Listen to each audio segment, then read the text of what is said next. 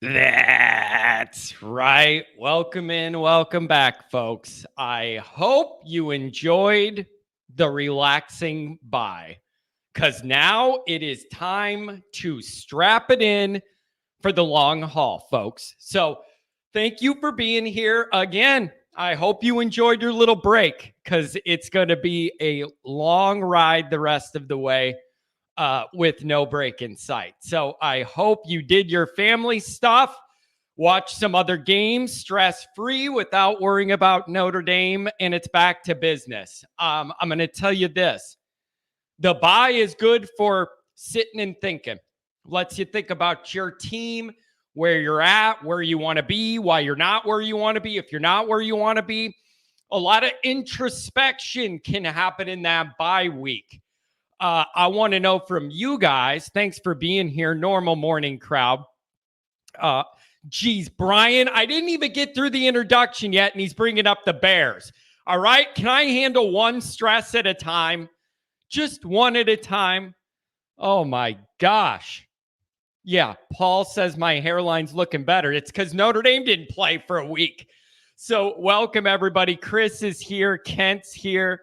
The normal folks. Paul, I think you did a super chat. I'm going to go back to you in a second. So let's get through the introduction. Then we'll get to the chats. Phone lines are open. Now, listen. I realized Notre Dame didn't have a game. Normally, our Monday routine is to go over the Notre Dame game. I am open to going over, and I think this would be interesting for my group.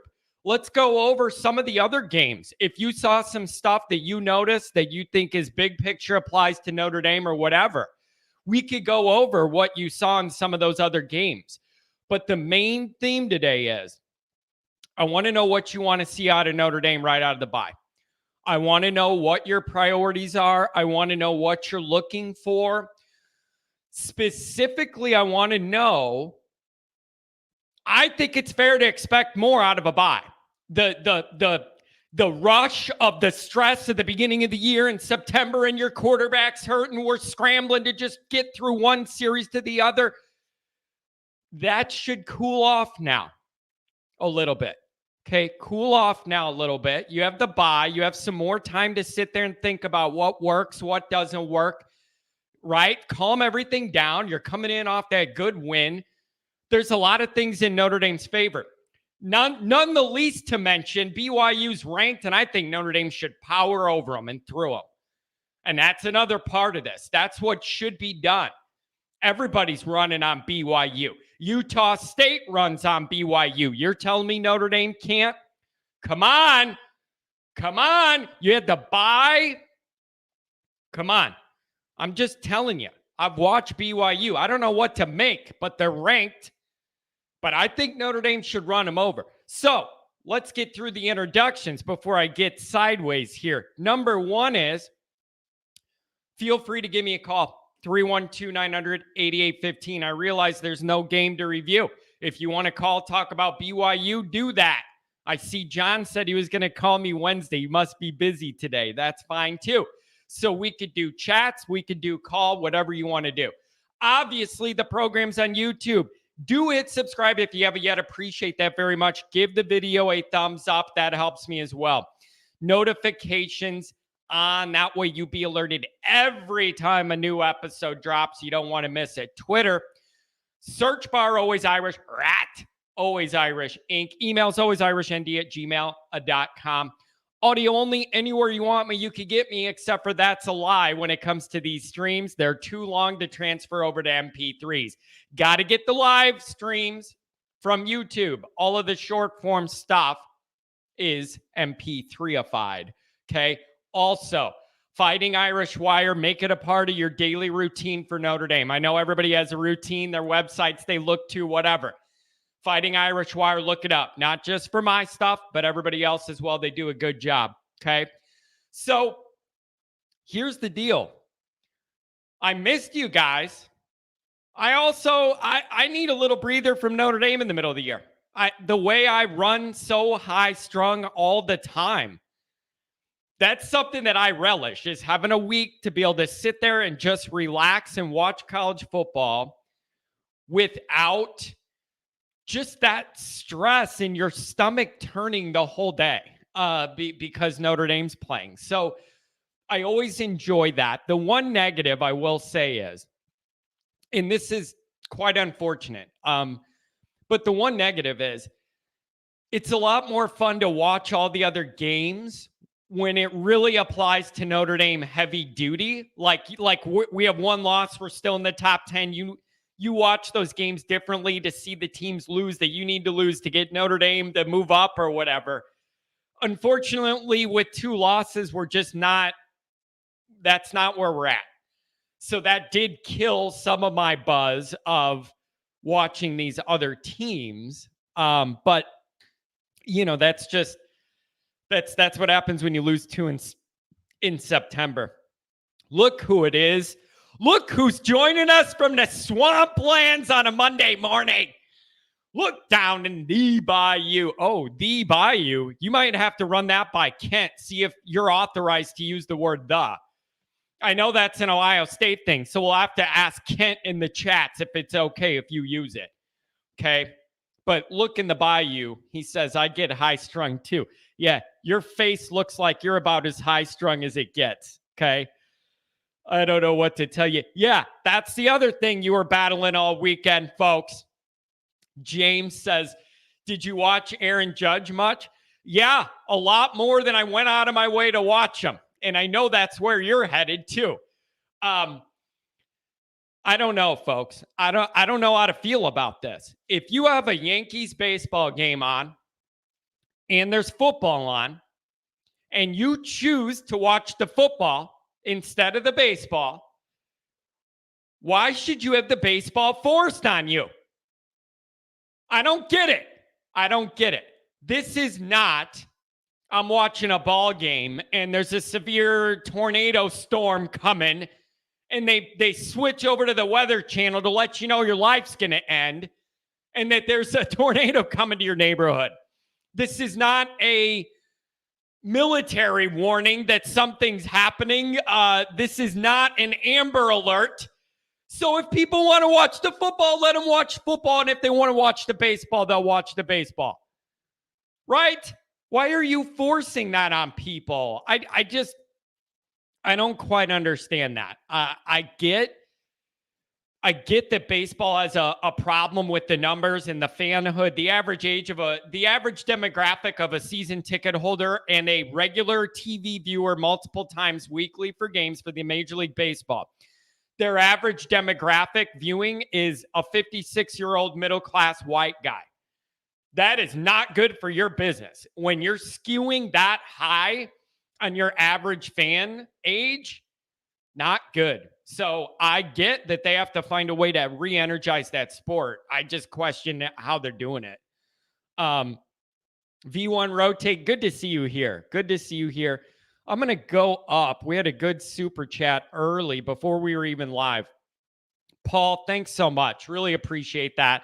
Again, the super chats keep the phone lines running and pay for them. So very important. Thank you. $25 super chat. Appreciate you. Big test for Marcus Freeman and Tommy Rees coming off the bye. Considering where ND's at right now, ND improvements must make big strides as other teams improve too. It's a big deal. It's a big deal. In a lot of ways, Paul, this is the theme of the week. And it has to be the theme of the week. Now, I have a love-hate relationship with buys. Obviously, physically, everybody wants the buy to be able to get your guys healthy, blah, blah, blah, work on some things, take a breather. Like, I get all that. That part applies to everybody. But I'm also interested in the idea of right when Notre Dame kind of found some momentum, they ended up hitting the buy, right? Notre Dame struggled to find momentum all year. I think we can all agree on that so far. Rocky September, okay? So they finally got some momentum, built a little winning streak for whatever that's worth. Now you go in the buy. Some people have said to me, John, would it have been better we found some rhythm to just play the next week and keep that rolling? In normal circumstances, I might say yes, that might be a better path. I don't know if these can be considered what I would consider normal football circumstances. With the change at quarterback and then having kind of an earlier bye, I'm almost okay with it because I just think it's an opportunity to get further situated with Pine as your starter without the pressure of the immediacy of game week and game prep. It just gave Notre Dame a little breathing room to be able to spread things out and work on things without that immediate game pressure. So to have an extra week, I find valuable. And that's where it drives me right to the biggest question of the week. Can Notre Dame show up ready to go from the beginning of the game, jump in fabulous Las Vegas with all the lights and all the fancy fixins and the new uniforms and all of it? Can Notre Dame come out of this bye on fire, ready to go, hot start? I can see some new wrinkles that have been worked on. Like, that's one of the biggest things I'm looking for. I want to see things that are offshoots on what worked against North Carolina and go, there we go. That's something I can see they improved on and they worked on and they expanded on. That's what I'm looking to see. I am not, I don't have to tell you guys this, but I am not in the mood to be watching Notre Dame out of a bye after the September we had, and it looks like we took 2 steps back and we're back in Cal Marshall land, that kind of thing. I'm not interested. I'm not trying to get worked up on a Monday morning. I'm just telling you, it can't be. I am not interested. You do not get to take a half a month when you struggled and then show up and look no. I need you to start off hot, start off early, instill your will, push these guys around, win the game. Win the game. Set yourself up that bridge to Clemson. You get BYU, then you further knock that stupid smirk off David Shaw's face. UNLV, then you go to Syracuse, build yourself a bridge to Clemson. You got yourself a big ball game. By the way, I know Clemson hasn't looked like world beaters. I'm in a position where I want them to win all their games till they play Notre Dame at home. Right? Is that not the best scenario for Notre Dame?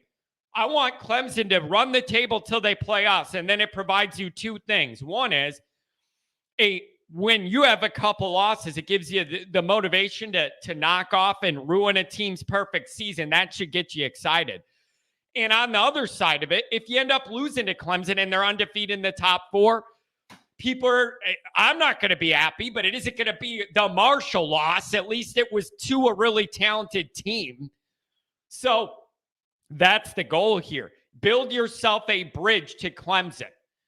And BYU is the beginning of that. This is just a huge fulcrum turning point.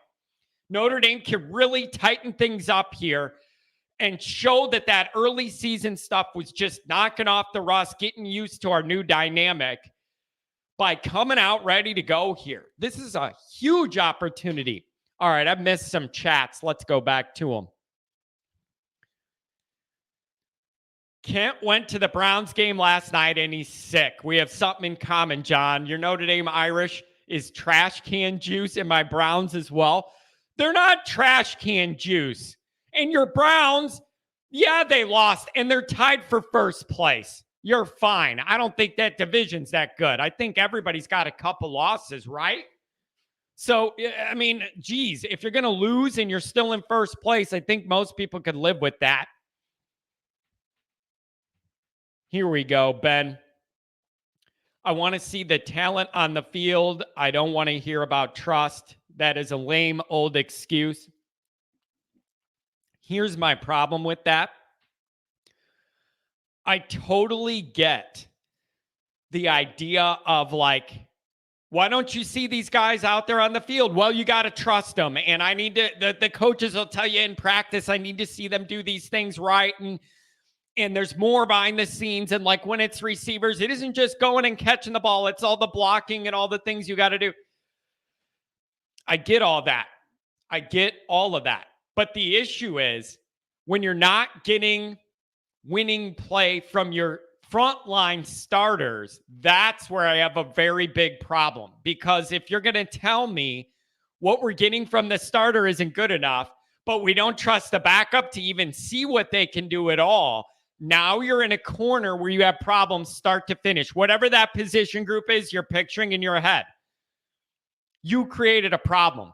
Start to finish, you have a problem. Because your starter isn't good enough to get production. Looking at the wide receiver room, for instance, if you're speaking about Notre Dame, perhaps, right? So you don't have that frontline talent there. That's kind of an issue. And then you're telling me, well, we don't trust the backup to go in there and be able to do anything either. Now you got a problem with frontline production from a starter, recruiting and development. That tells me you have a problem in that position group in all aspects. Like, I hate when coaches say that a guy's not ready or whatever, and then the media just goes, oh, okay, that's fine. Why is he not ready? It's either recruiting, development, or both. There are no excuses here. There are no free excuses. If you have guys that aren't ready in a position group and you're not getting production, there's no backups that could give you production, the starter's not giving you winning production, it's just a red flag. You failed that position group top to bottom all over. Recruiting and development, because you don't have anybody that could play winning football. Starters or backups. That's a developmental red flag. Okay?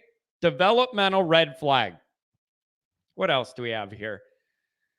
White Bear, I asked in the chat before we started, what'd you think of the football over the weekend? Didn't watch any. Notre Dame wasn't playing. Hey, I get that.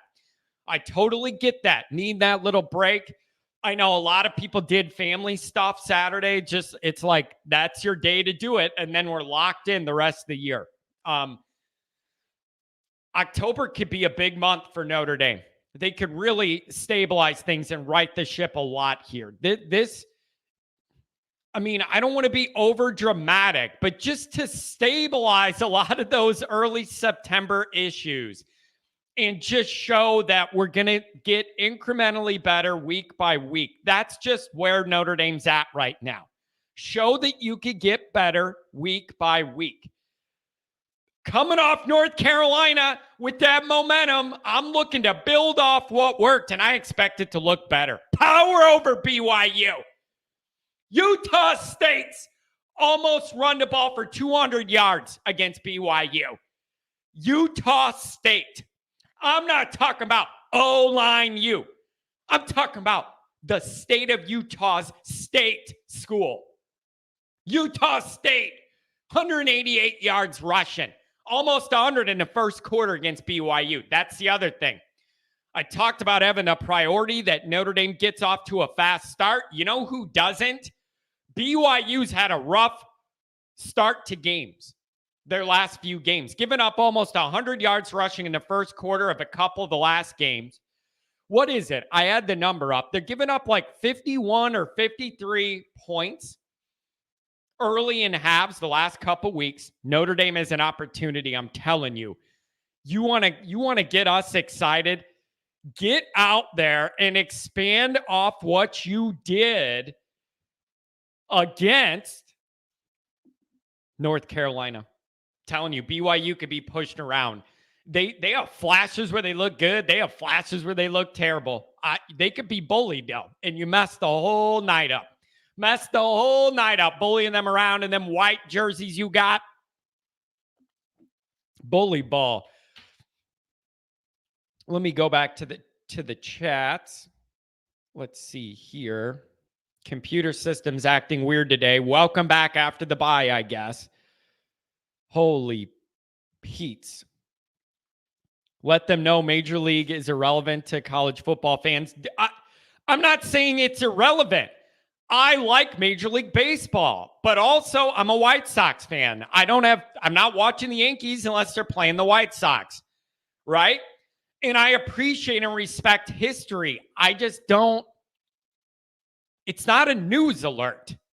It's not a news alert. And the people that cared enough would have already known it and been tuning in for it. That's my only point. I'm not hating on it. I appreciate history and all that. Maybe some of it is I'm jealous the White Sox are never any good, and I got to look at these other teams be good. I'm man enough I can admit that might be a part of the issue. V1 rotate V2, $9.99. Thanks a lot. Appreciate it. At V1, if you want to call, you can call. You chat, you can go right up. I'm feeling pretty good as a Notre Dame fan this year because the season has proven that anybody's beatable, no matter the team. Just look what's going on. You know what, man? This was kind of an odd weekend. And it was one of those weeks where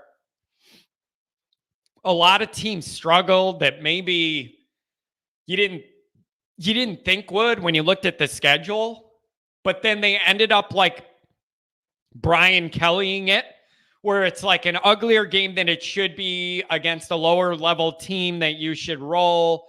And then you don't, and it's kind of ugly, but you end up winning it and everybody forgets it happened in the next week and you move on. And as long as you win, nobody cares.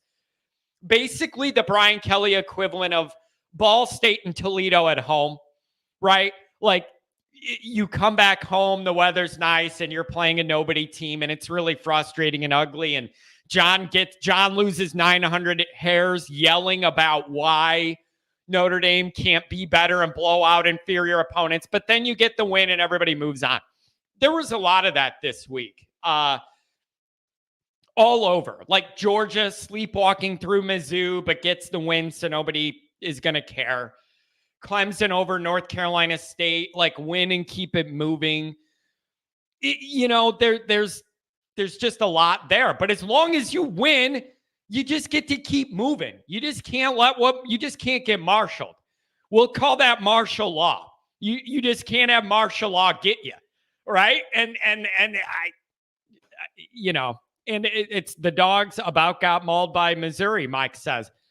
But they didn't, So as long as you win, when it's those teams, it's okay to have an off week and win ugly. If Notre Dame did that, then they're overranked. And I get it, though, because those are the teams that have won championships recently. So I totally get it. That's fine. It's just funny to me how certain teams have a pass no matter what they look like, and other teams never have a pass. That's just perception, social media, the media. Like, that's just how it goes.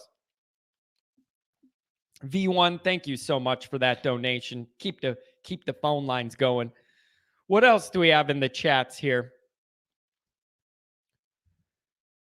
This is a good one. Mikey Poles, under Swamp Thing, ND nearly always came out flat after a bye. Really hoping to see the inverse with Freeman.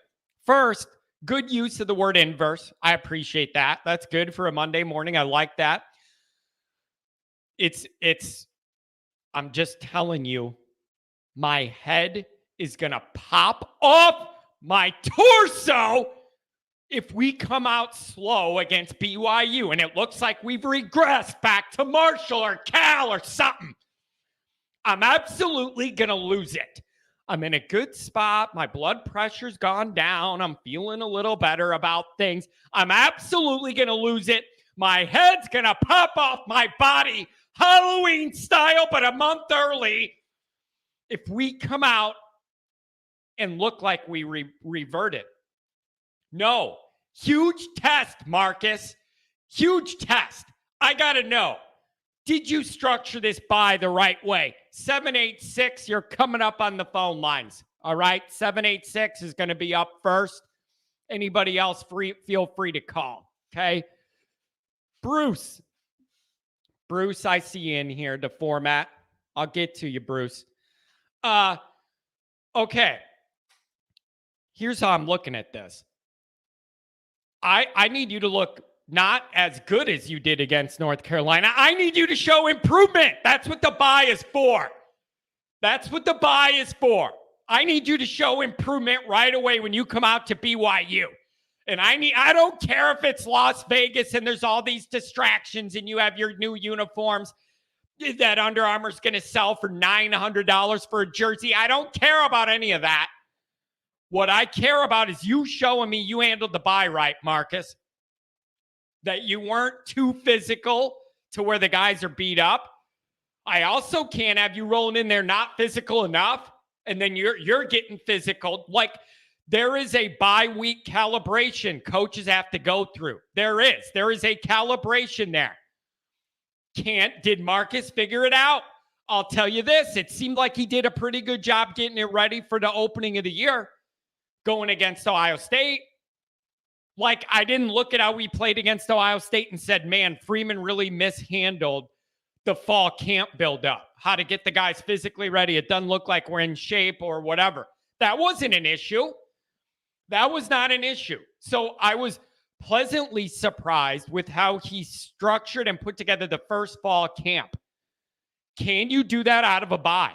I am just telling you, BYU sitting there waiting to be had.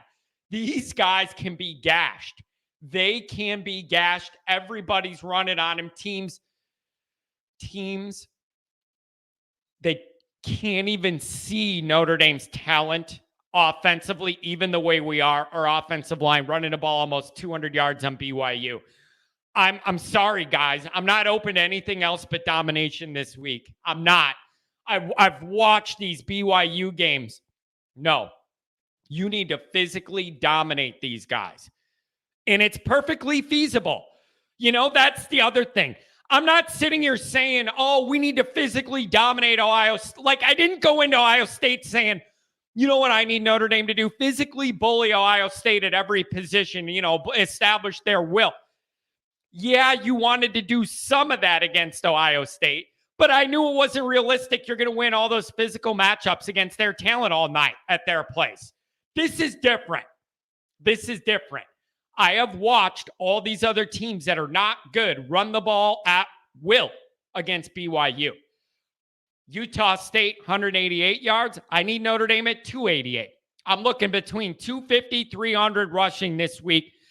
I'm not open to anything else unless I lied. I'm not open to anything else other than between 250 and 300 rushing yards unless it's 350, 400 passing yards. If they decide to come in here and open it up and do something totally different and throw it for 350 or 400, deal. I'll take that. But if you're going to still be pretty conservative with the passing game, I need 250 to 3 spins. Give me a 3. I am not kidding. This game could be a big turning point. I need 250 to 300 on the ground to be happy. I just do.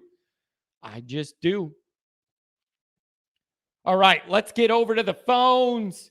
786, you're going to be in the mix. You're on the air, my friend. Good morning. How are you doing? Good morning. Good. How are you? I'm doing very well. Now, listen, are you down in Florida or is that just your area code? It says Florida. Are you down there?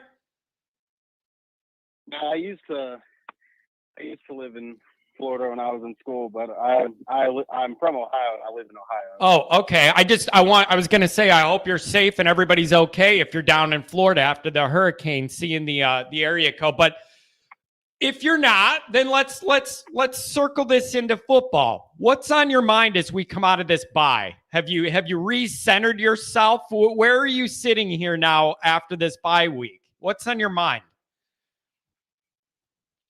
Well, I'm sitting here kind of better than I was before the game at North Carolina. It's nice to have a stress-free weekend for once. Telling you. You have to watch Notre Dame. It can't just be easy. My hair grew back, some of it. And, like just over a week, my hair grew back Saturday. It was nice. But like we touched on last week, I feel like Notre Dame, because I know we said that after the Marshall game and after barely beating Cal, that maybe this year should just be an experimental year. We'll throw some freshmen in there. We'll just see what works. And then next year, put it all back together. But I think after the North Carolina game, I think we found something that works. So I think we just take that, scrap the idea of this being an experimental year. Let's just take what worked. And if we do what we did UNC to BYU, I don't see how we don't win that game. Yeah, BYU is not that good. Yeah, it's a real opportunity because I don't think they're that good and they're super inconsistent in their gameplay, up and down between looking good on offense and slick with that quarterback and throwing it around. They have some wide receiver talent that might surprise some people for BYU, or maybe that's just me. There's a real opportunity here because they don't look great, but they're a ranked team and you have momentum. And it seems like we're pretty good at what they've been bad at. They have not stopped the run. And that's something we're most excited about coming out of North Carolina. I want to see us use that and add on to it. And I think that's fair to expect out of the bye in this matchup. Am I asking for too much that I want to see improvement over this half month? It's a half month. Get better. No, I don't think that's asking for too much. I mean, that should be asking the absolute bare minimum. I mean, I feel like our defense is legit. I mean, I felt like that since the Ohio State game. And now we just got to, like we say, we can't just have a good offense and a good defense, right? That would be too easy. We have to struggle on one side of the football. But why is that? Year, why is that? Why has that been like that for our, like, as long as I can remember? Why? When was the last time it flipped? Was it 2015 where we had an exciting offense with Kaiser, but then the defense let us down? Like we just can't ever get them all going at the same time. Right. I mean, that's part of the reason why everyone thinks we're overrated, because they can never win those big games, because we can go up against these teams that, you know, we can never just score a lot of points, I guess. And any big team that we play, we can never just step up to the moment and score a lot of points. And I don't know why our defense and offense can never just be, maybe one year they think, okay, our offense is good, so let's focus on recruiting for the defense. And then everyone from the offensive side leaves and they spend all this time on the defense. Now we got to try to get some people in here from offense, and it's just always staggered. That's how it is every single, I guess I feel like it's every other year. But it's like, look at that. I've been thinking about this. I'm glad you brought this up. I've been thinking about it. Under that dynamic even, and that ongoing frustration that's nationally known, look at how much Notre Dame did accomplish. Like, that's what I'm honestly impressed about. The last 5 years of Brian Kelly, the defense has had to carry all the success of the program. It's amazing to me we've won as much as we did, dragging the offense along. Imagine what would happen if both units played really high-level football. Imagine it. I know I'm crazy on a Monday and a boy can dream. Imagine it. That's normal. Why can't we have normal? Right. I would agree with that. Could you imagine how good we would be if our offense was like the offensive like? And the other thing is, here's the other thing too, man. That also makes your defense instantly better, because it means they're going to be able to rest. It means it's not like 3 and out, they're back out there, or short fields. Or could you imagine the pressure of feeling like, you know, your offense is struggling, and if you don't pitch a shutout as a defense, you're probably going to lose? Like, that's a lot of pressure on the defense. If the offense could do their part reasonably well, the whole operation gets a lot better, and the defense does too. I don't know, man. Maybe Freeman will get us there in a couple years. Keep these wide receiver recruits coming. Get CJ in there. You got yourself an elite level quarterback to hitch your wagon to. Maybe that's the answer. Yeah, I mean, I feel like the quarterbacks that we have now, I mean, I feel like Buckner and Pine theoretically could be good quarterbacks. I mean, Pine definitely played a lot better, you know, last week when he's able to just throw the ball and not having to throw screen passes on 3rd and long, you know, and you give him the opportunity to swing some balls out there. You know what they did? You know, but it's not the quarterback. We have the wide receivers. You got to have somebody to catch it. You know, we keep throwing it to tight ends. I mean, I guess that works for now. Yeah, you're gonna. It's not gonna work forever. Yep, you're right. Obviously, the run game worked well against North Carolina, and then those short passes to those running backs and tight ends. When we look about expanding off what worked, that's what I'm looking for. You're right. You can't live off those short passes the way we were. Those routes are going to start being jumped or totally guarded where they just take it away from you. That's where I need Notre Dame to be ahead, not behind. Know that that's coming, and know that they're going to try and stop that, fake that little out, and then boom, somebody's open deep. Like, use this against the other people planning against you, if that makes sense.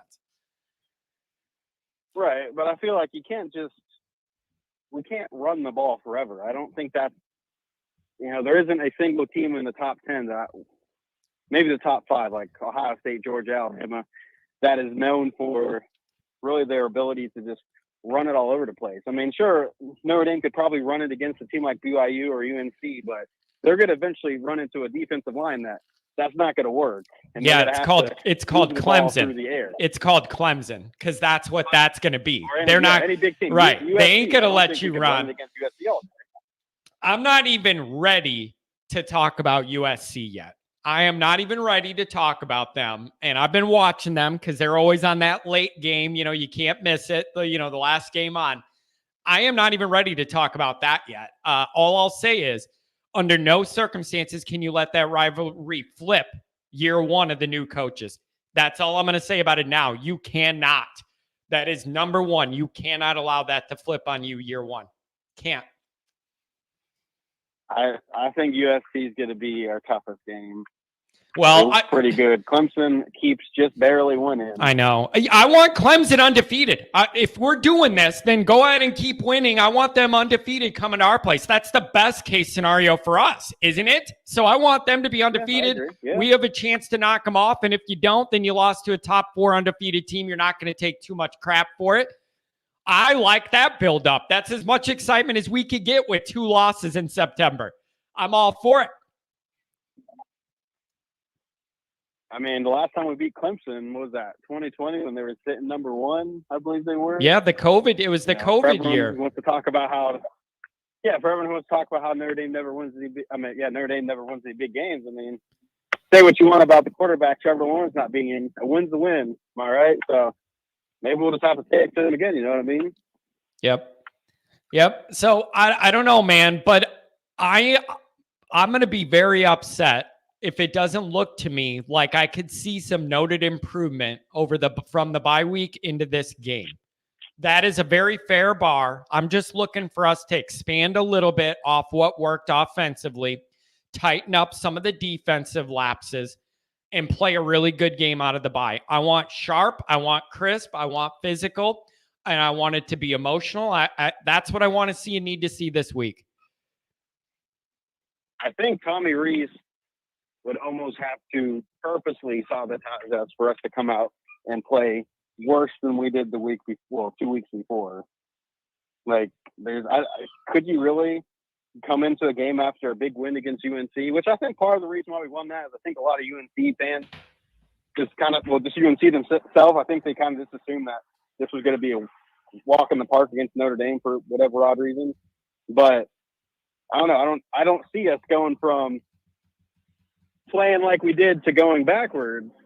I mean, I guess we went from Ohio State almost playing good against Ohio State to losing against Marshall. But I don't know. I feel like you'd almost purposely have to try to sabotage us in order for us to play worse than we did last week against BYU. I mean, honestly. Yeah, I hope These so. These guys know what to do now. Yeah. They know what's winning. They know what's working. They know how to win. They like that feeling. They're feeling high right now. They got a whole extra week to practice with Marcus Freeman. Everyone's rallying behind Drew Pine. Yep. He becomes their leader. Like, I don't see how we could get any worse.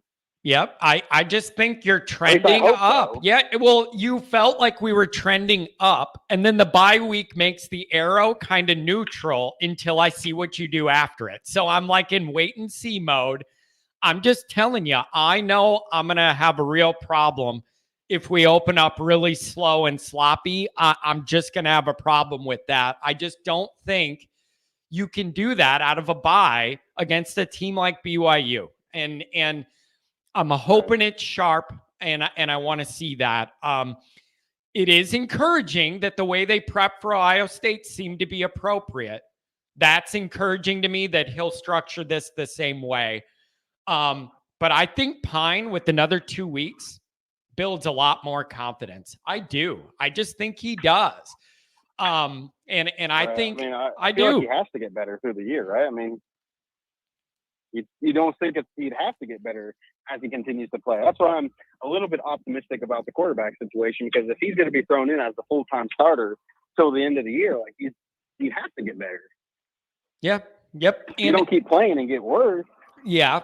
But you know what would help his quarterback development a lot more? If he had about 3 more wide receivers that could get open all the time, that would also help his development.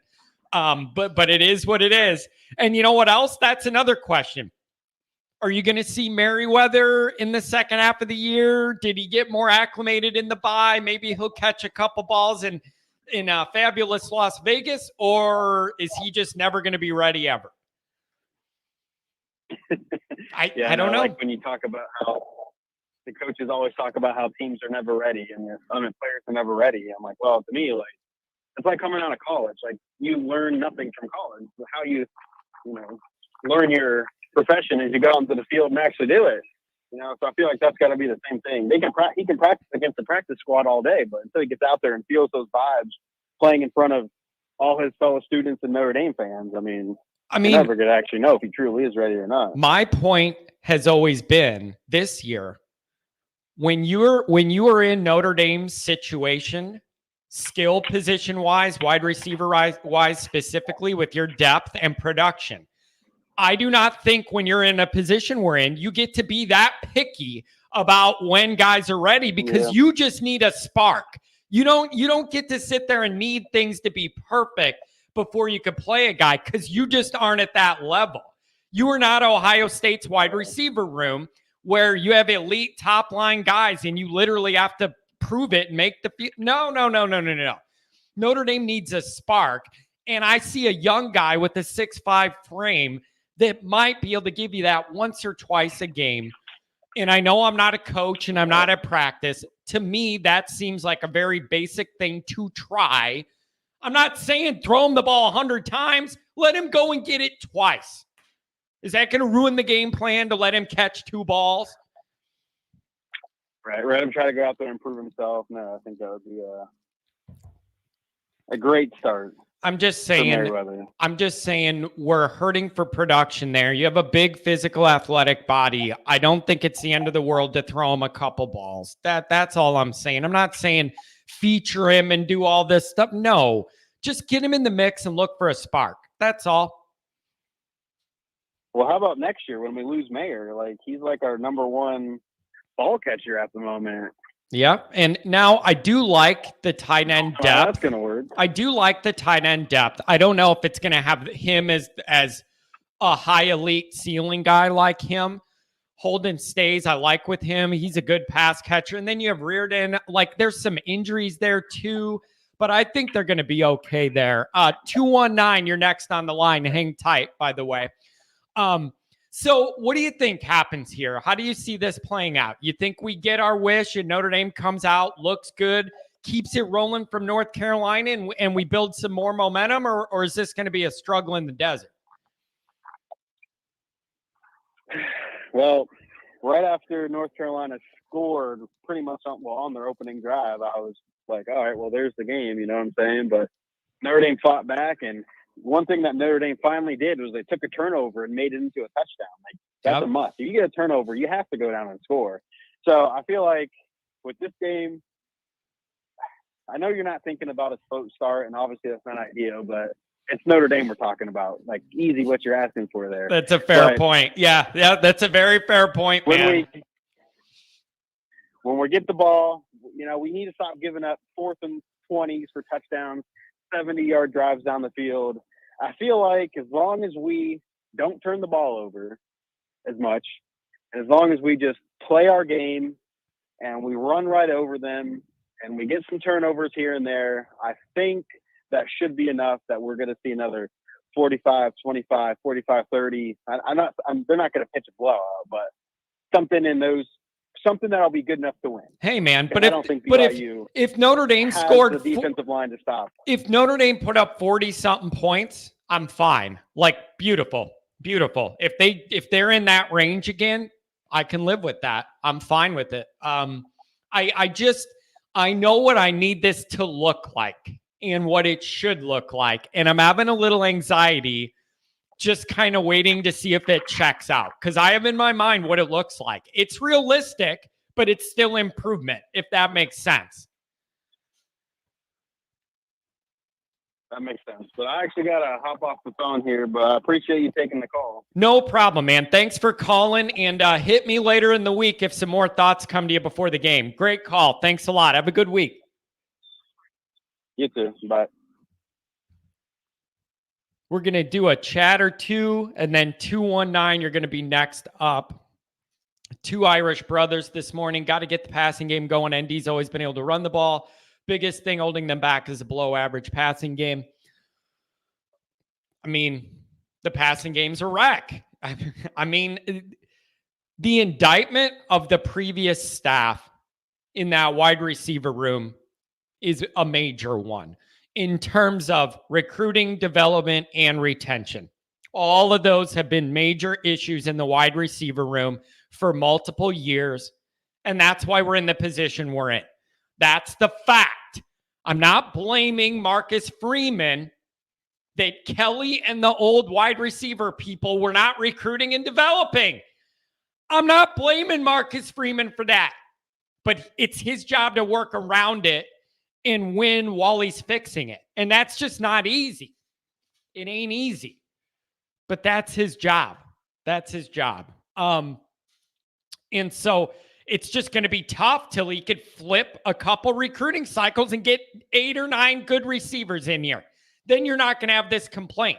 That's the good thing, Notre Dame folks. In 2 to 3 years, you're not going to have this complaint. Notre Dame's going to get the wide receiver room right. I'm not saying it's going to look like Ohio State's, but it's going to be serviceable and exciting. Okay, so know that that's at least coming, but it doesn't help us the rest of this year. And then next year, when some of those guys are there, they're going to be true freshmen. Are we going to end up in a position again where those guys can't play? Or are they going to let them have a chance to play next year? You're going to end up in the same position with no wide receiver depth or production. And then are you going to tell me next year when Flores and all these guys are in there, oh, well, they're too young, they can't play? It can't be perpetually everybody's too young, and then when they're not too young, they're not good. It can't be that. It can't be that. It isn't that hard, man. It's wide receiver. Throw ball, catch ball. It isn't that hard. Notre Dame makes this part of the game look like it's impossible. I watched USC Saturday night. It was like watching them play a different sport than Notre Dame on offense. It was. Now, they have their issues. They're not physical enough up front, all that. I know it. But I'm talking about that quarterback throwing it to those wide receivers, crossing patterns in stride. The wide receiver doesn't have to slow down at all.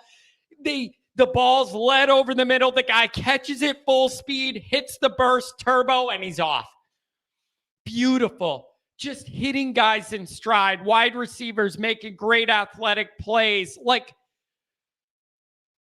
Notre Dame makes it harder than it has to be. But watching USC have these passing plays where they're catching guys full speed, in stride, on the move, yards after catch, it's exactly what I want Notre Dame to look like, and Notre Dame just cannot. Will not, cannot, just can't do it. Can't do it. One wide receiver crossing pattern across the middle of the field, hit in stride, and the guy runs. I don't know. We just can't do it. It's enough to drive you nuts when you see teams all over the country with less talent than us whipping the ball around. It's unbelievable. It's turning my beard white. Oh, boy. We got a couple more chats. Where was it? I went back to something here. 219, you're up next. I got you. Who did I want to get to here? Bruce, the Format Podcast. Bruce, looks like you meant Kent. Yeah, Bruce and I go way back, Kent. I got to tell you, you've been around here like a month. Bruce been around here a bunch of years, man. So you ain't going to be able to trump him on that one. Me and Bruce go way back. Check out his YouTube channel, by the way, the Format Podcast. Good sports stuff. No, Bruce is a good guy. And what I love about Bruce is he's down south. Bruce down in Florida tells me what's up with all the SEC stuff as a Notre Dame guy in the South. I got to have a spy down there. I don't have a lot of people in SEC territory, but I got Bruce. Let's see. Andrew, that's a good point. BYU will dare Pine to throw the ball downfield. I think we need to strike early. There you go. Like, it's all a give and a take. You're not going to be able to shut down everything if you're a defensive team against anybody. If they're going to load up to stop the run, that means there are going to be ample opportunities for Drew Pine to make plays with his arm. If they're going to load that box and we're not going to be able to run through it or not going to try to run through it all day, that means there are going to be one-on-one matchups Drew Pine and the ball catchers need to take advantage of. I say ball catchers and not wide receivers because I think the running backs and tight ends are going to do a lot more of the receiving this year because they have to. That's where the production's coming from. Those are the guys that can handle the job. So that's what I think is going to happen. Let's see. A couple more chats. Where was it? I think I saw a super chat I missed, and I feel bad about it. Here we go. Paul Conley, $10. Appreciate you. Geez, you must have hit the lottery over the weekend, Paul. Donating a lot of money this morning. Appreciate it. Need to see big improvements, not just incremental improvements against BYU. I'll be disappointed if I see just incremental improvements. John, do you agree? Here's my question, Paul. This is a really fair question. I guess the question is, how much improvement is fair of us to ask at this point? Paul, I love this question. I love existential philosophical football stuff. I love a lot of that more than I do the X's and the O's and breaking this pattern down and this coverage and all that. It's a great question. I think it's totally fair to expect Notre Dame to come out and look better and sharper and more dynamic and have more things they can do and be good at and effective at after having a half a month to figure it out with your new quarterback that got thrown in there unexpectedly. I think it's fair to expect improvement. How much, though? How much? It's a great question, Paul. With the limitations at wide receiver, I don't see that getting better over those 2 weeks. That's why I'm counting on the things we're decent at to get better. The only way I see that wide receiver room getting that much better is if 5 new guys transferred in over the weekend. And guess what? Notre Dame doesn't allow that. That's another thing we got to talk about, folks. This is not for today's show. It's not for today's show. My dad and I were talking last night, and he said, John, we might just be permanently screwed because of this transfer portal. He was telling me, USC's flipped 25 guys. Brian Kelly has half a new roster at LSU. You can go in there, take over a program that has a ton of deficiencies, and in one cycle, totally redo it all. Restock 20 guys, 24 guys. Bring them right in. Fill your soft spots where you have you're not getting production, you don't have good depth, you got a bunch of injuries, transfers, whatever it is. Whatever it is. That's a big deal. Notre Dame doesn't have that because it's so hard to transfer in there as an undergrad. That puts more pressure on Notre Dame to have to be perfect in recruiting because you don't have the safety net. You don't have the safety net of the junior college feeder schools. You don't have the safety net of anybody can transfer in here and play, and it doesn't matter if you can read. Notre Dame doesn't have that. Puts a lot of pressure on recruiting. You got to be better at it. You got to be better at it. Them guys are flipping half their rosters, not half.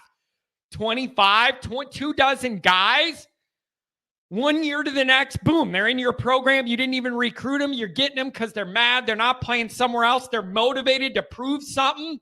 That's a great dynamic. Notre Dame ain't a part of it.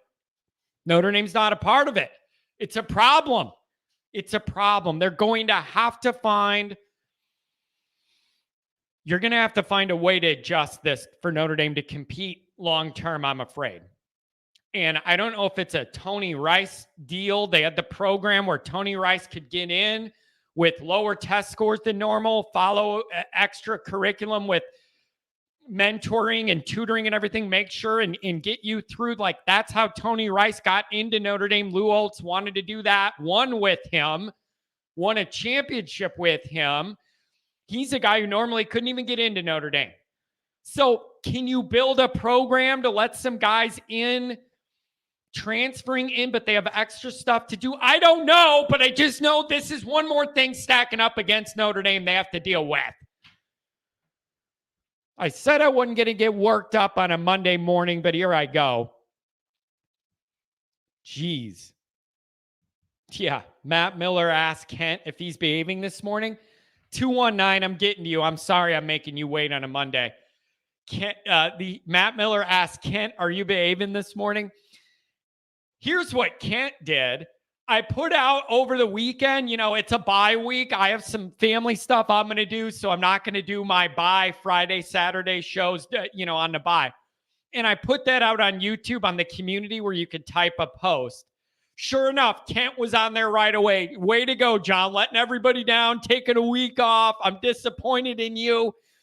There should be no bye week for you, John. So even on the bye week, it isn't good enough. Kent found something to give me a hard time about.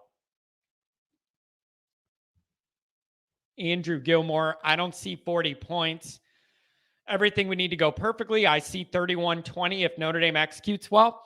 If Notre Dame executes well and it's a good physical game and we win 31-20, you can live with that. Who in the hell do I think I am? Like, I'm being realistic with acknowledging Notre Dame is not where they should be overall, and that it's unacceptable to me where we're at overall, and it is. And a lot of that's the old guys' reason. Some of it's what we're doing this year too. It's both.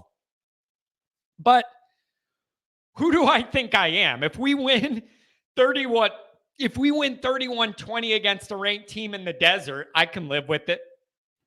I can live with that. You just got to win this game. I want it to look good to make me feel better about myself and my life and my existence, but I don't know if that's realistic or not.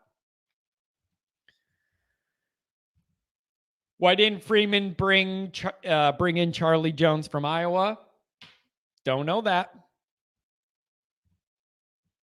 Oh, man.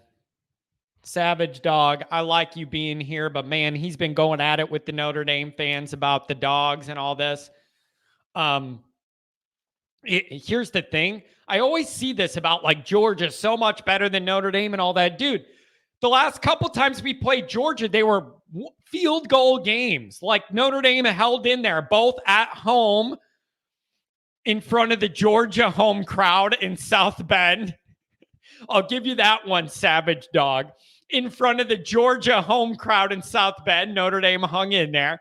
And then even in Athens, which, by the way, Savage Dog, the SEC's everything, and it just means more and all that. Guess who Georgia's highest rated game for attendance was all time? No, it wasn't another SEC team. It was those irrelevant Irish when they went down to Athens. Isn't it funny how that works? That little irrelevant Irish team that no one cares about, and they are responsible for the number one most attended game in Georgia history. Not any of that illustrious SEC stuff. Isn't it just odd how it turns out that way? Richard says that slot guy, dude, you don't even want to know how jealous I was watching USC's wide receivers run around. And the other thing is, maybe it just seemed like they seem better than me than they really are because I'm used to watching what we're doing. I'm open to that. Maybe the USC wide receiver thing I saw Saturday night wasn't the most electric video game Madden thing ever, but I'm so mentally affected by what I've seen out of Notre Dame. Anybody catching a ball on the move looks great to me. Terrell Owens out there, Jerry Rice. They all look like that to me because they could just get open and catch the ball.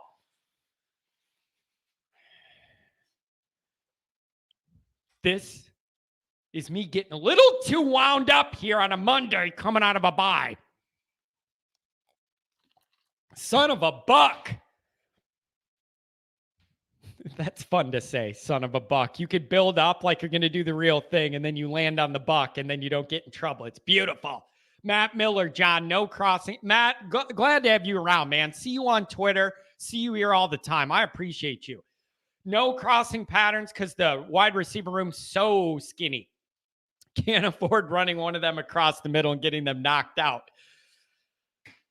I don't know, man. It just blows my mind. These other teams have way less talent and a way more functioning passing offense. And I can't make that be okay at Notre Dame. It is the University of Notre Dame. And if you can't sell being Notre Dame's number one alpha dog receiver, running out there with that gold helmet, making all these plays, if you can't sell that to anybody, what are we doing? What are we doing? Caleb Richards says Caleb makes NFL throws. He certainly does. He certainly does, man. It's wild. Let's see. Tom, terrific. Do you think maybe players not seeing the field could be having other issues going on to protect the player?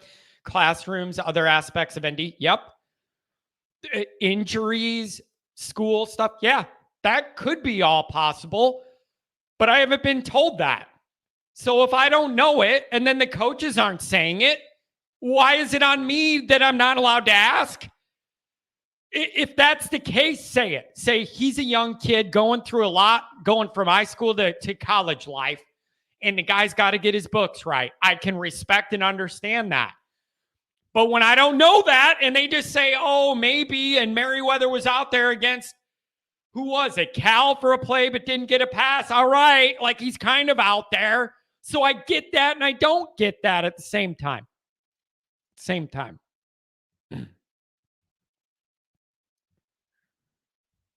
219. You're on the line. Good morning. Good morning, John. How you doing? What's going on, man? Thanks for the call. What's new? You now tell me, am I wrong or were you on vacation? Yep, I just got home late last night. You know what? I give you a lot of credit, and your wife must be awesome too. Go with the flow, schedule a beautiful tropical vacation on the bye. You got it figured out, man. You got it figured out. You're doing it right. You're doing it right. Hey, every year our wedding was actually on a bye. So that's when we got married, was on a bye week. So every year our anniversary is coming here in a week. Our anniversary falls either to USC or Stanford game. So my wife is always like, do we really got to schedule our anniversary around these games? And I'm like, yes, we do. Yes, we do. And you know what else too? It's better for everyone because have you ever been forced into having to do something like when it overlaps with the Notre Dame? Not even the game, but the day even throws me off. If I have something I need to do, like I'm going to be distracted. I'm not going to be engaged in what we're doing anyway. So this is way better. And it looked like it was beautiful, man. Where were you, Turks? Where were you? Yeah, I was at the Ritz-Carlton in Turks and Caicos, Grace Bay.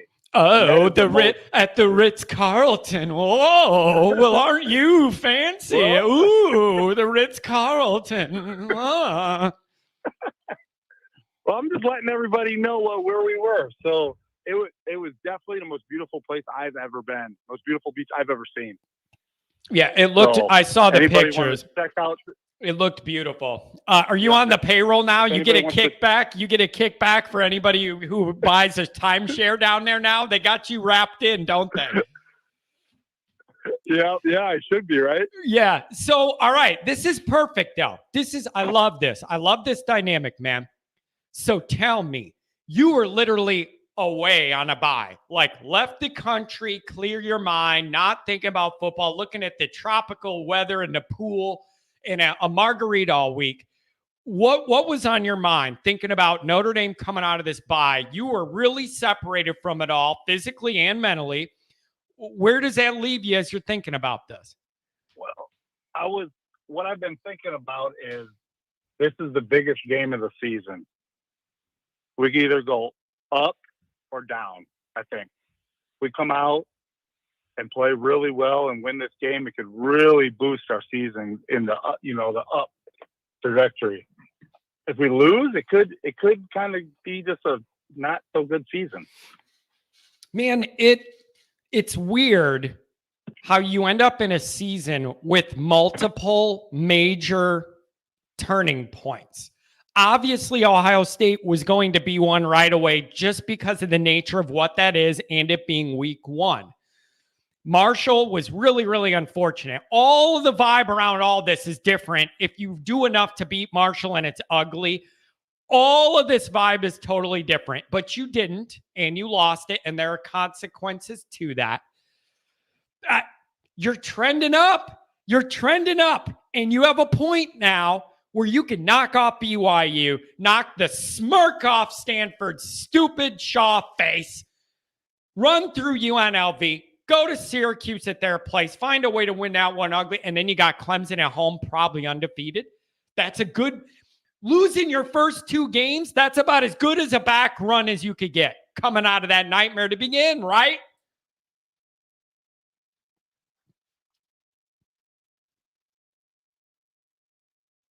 He's stuck in a wind tunnel. Right. I'm sorry. Yeah, you cut out on me a little bit. I couldn't hear you. Start over. I watched BYU play. I forget, Wyoming, was it? Yeah, Wyoming. Yeah, they had Wyoming. Yep. And all they were talking about that whole game was how many players they had injured. Now, I did catch a little of the game when I was in Turks and Caicos versus Utah State. And both games, I didn't think they looked very impressive. But I was wondering, were they holding people out kind of for the Notre Dame game? Or because I think a lot of people like BYU a lot better than really I do watching them. Yeah, well, here's what I've done: a little research and I've watched whatever I could of them.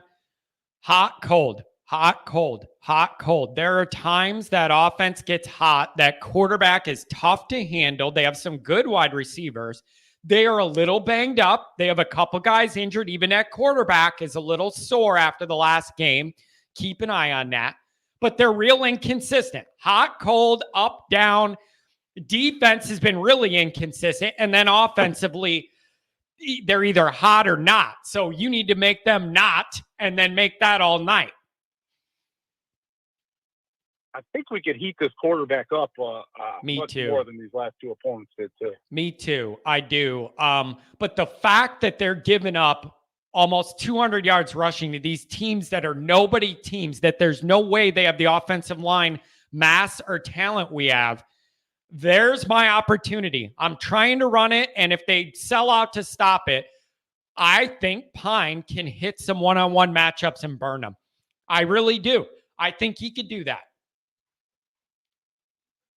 Yeah, I really hope so, John. I mean, that Carolina game, I was really happy with that game, even though Carolina's defense is horrible, but we just looked like just a better team. Even the defense heating up that court. We gave up some junk touchdowns at the end that we shouldn't have, but really that should have been a 30-point game if Estime doesn't fumble that ball going in. Yep. And again, it's like, I think that 14-point swing at the end was a joke because you had the fumble going in to score, and then you gave up that huge busted play touchdown, situation. Now, again, let me ask you this, though. Yeah, it should have been a bigger blowout. Again, who do I think I am? We lost to Marshall at home. Am I in the right to be mad that it wasn't a bigger blowout, or should we just take what we could get and keep it moving? No, we should take what we can get when we score 40. What was it, 45?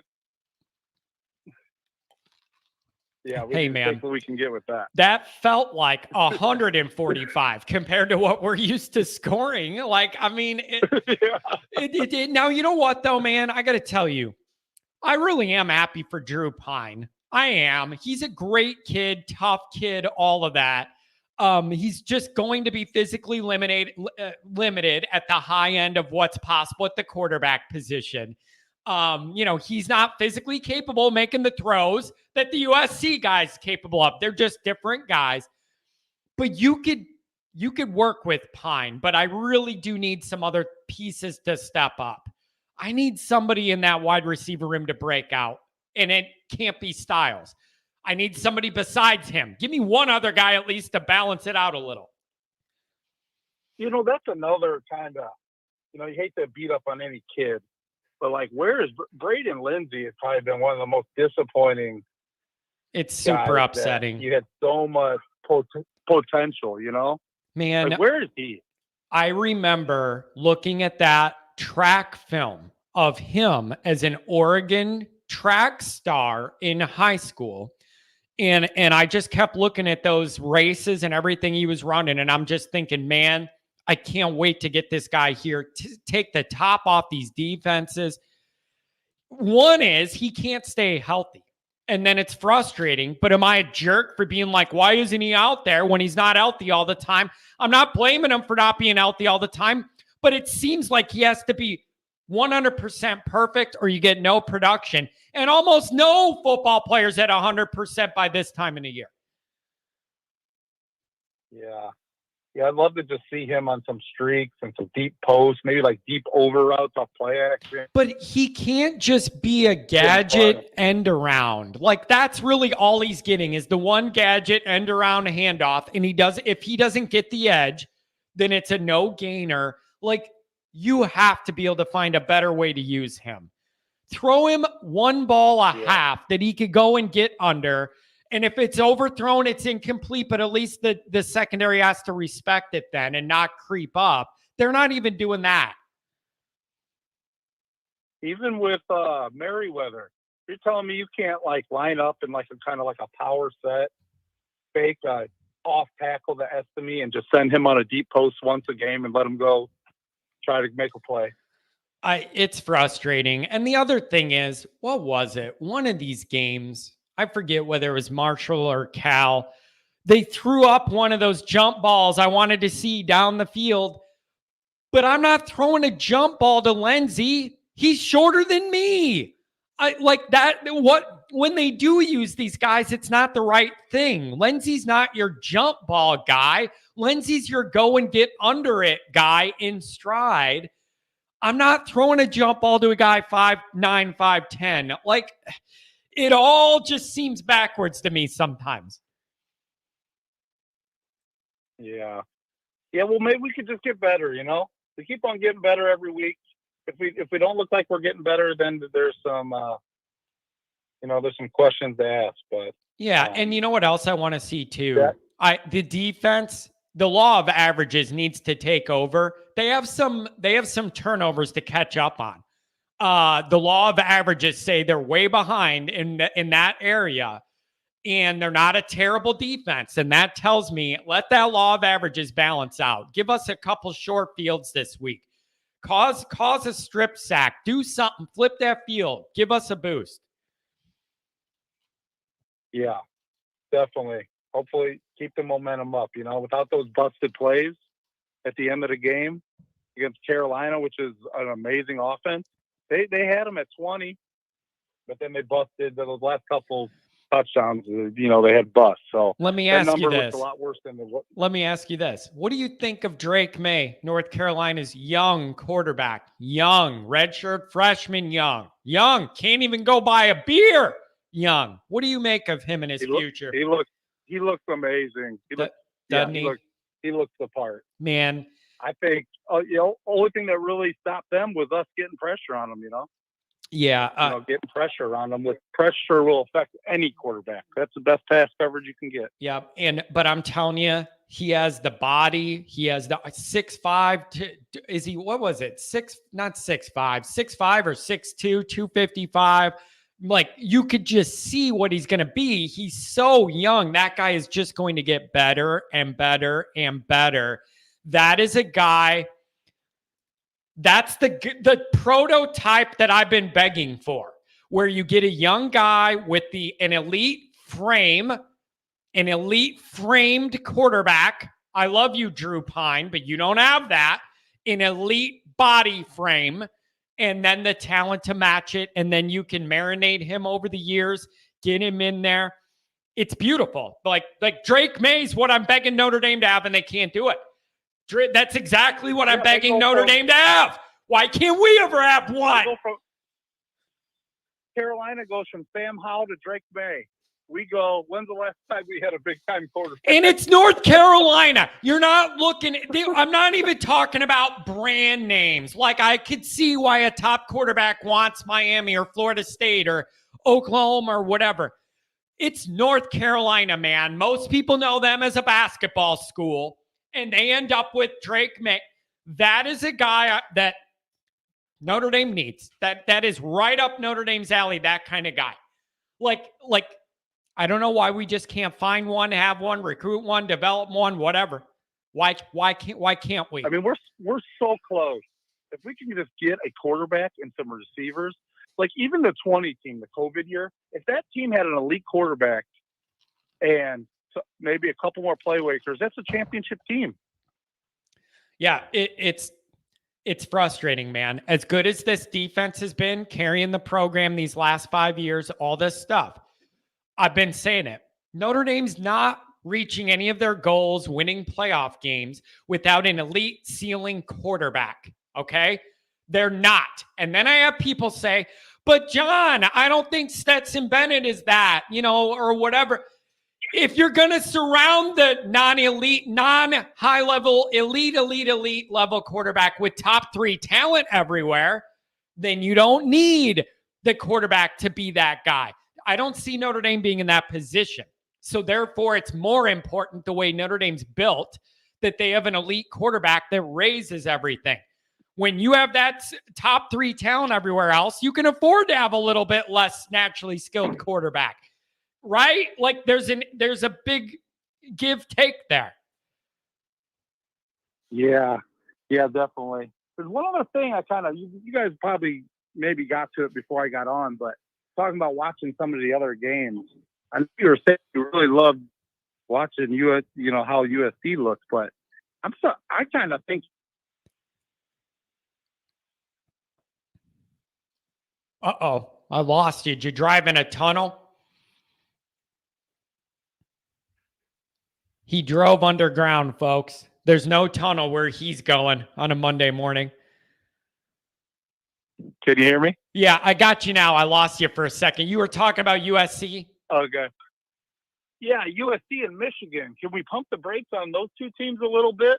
Because I've watched them a couple times, and I don't think they've played anybody that's any good. Now, listen. Let me tell you this. I got a bullet point for this. I wasn't going to go start this Monday without hitting Michigan. Entering their ball game Saturday, they had the worst strength of schedule in America. There are 131 teams. Their strength of schedule was 131. They have the worst schedule in America to this point. They are rewarded with being undefeated in the top 4, and they think they're good and have all the momentum, can pitch it in recruiting, and it's all working out for them. There is no negative for them scheduling no one in non-conference. There is no negative. The committee's not going to hold it against them. They're racking up wins against high school teams, feeling good about it, and I'm mad. Like number 3. No, I'm like, you're no way. I'm sorry. Right? Like you said, it's almost at a point where I have a friend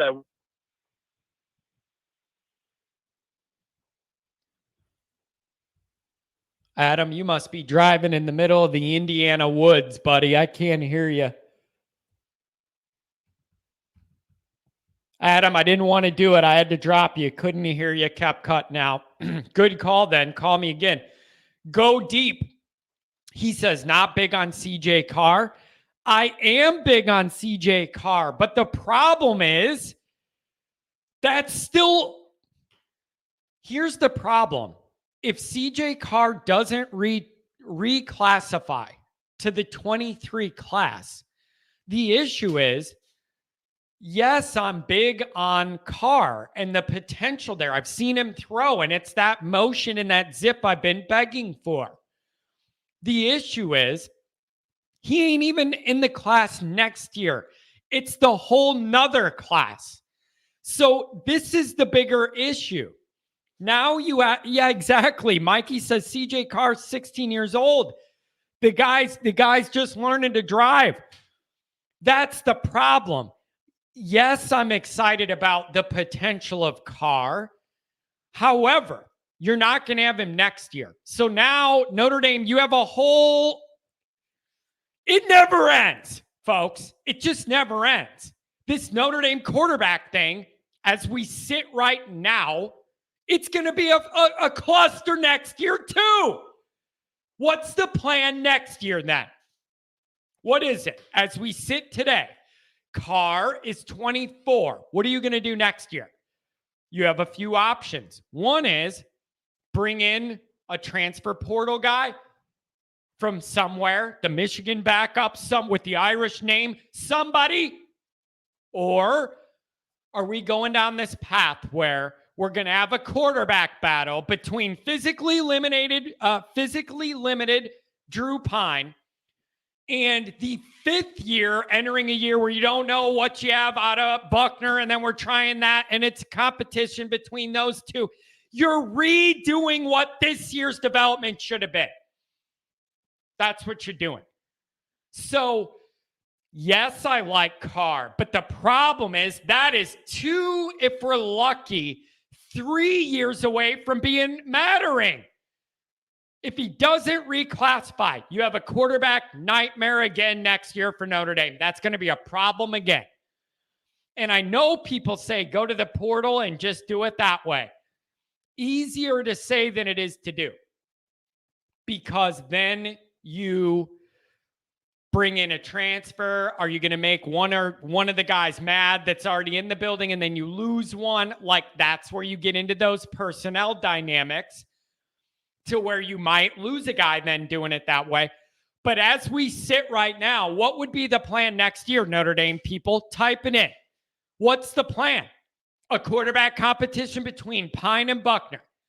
And you know Pine's limited, and then you know Buckner just has no experience, so he's still learning on the job 3 years in.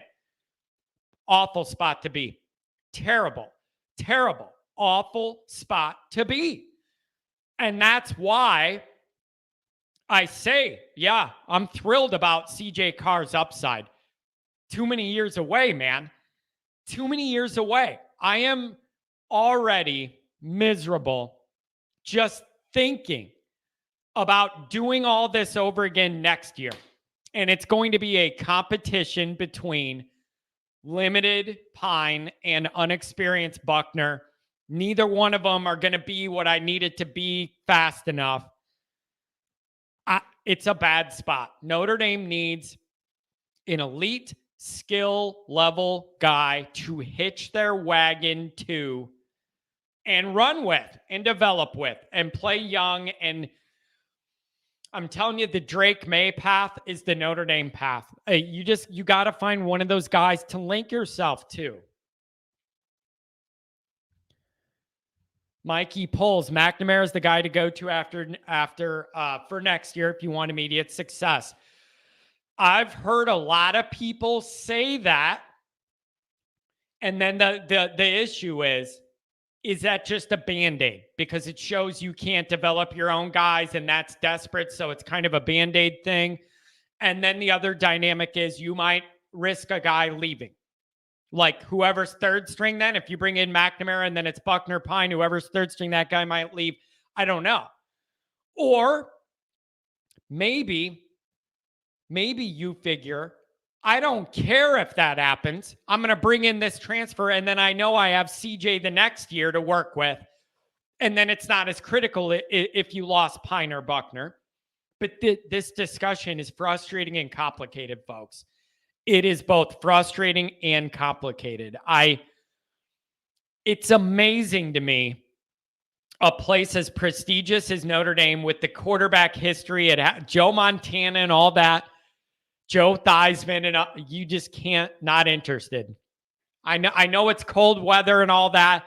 I still just thought maybe that gold helmet and the appeal of that would hit one of these quarterbacks and we could be off to the races. And the other thing is, I already got CJ Carr lined up for NIL deals. It's the easiest thing in the world, folks.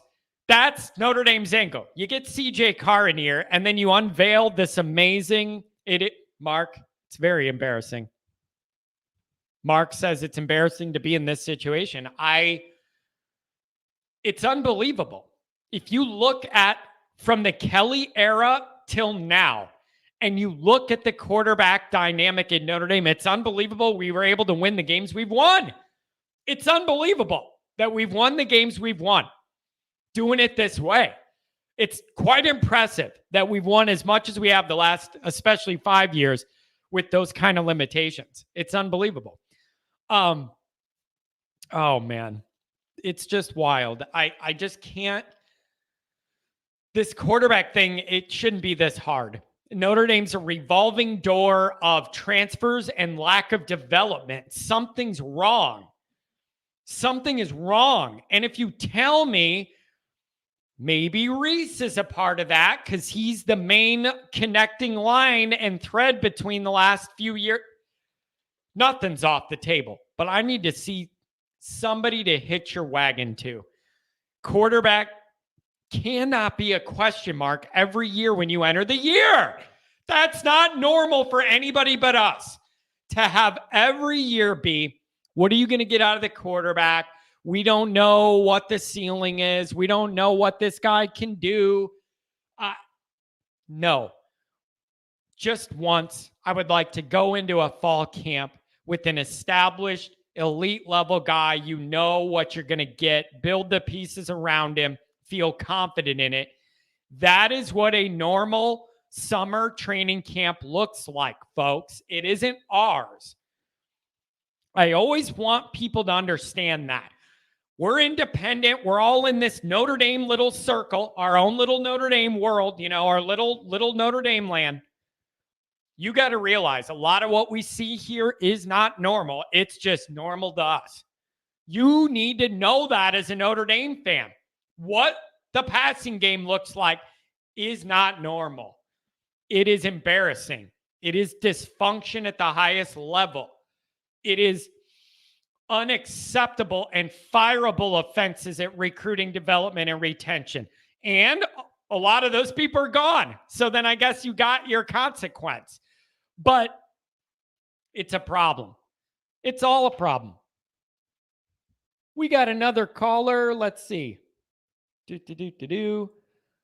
Looks like they got disconnected. So you're not on the line. Never mind. 801, call back if you're still on. You accidentally hung up. I'll put you up.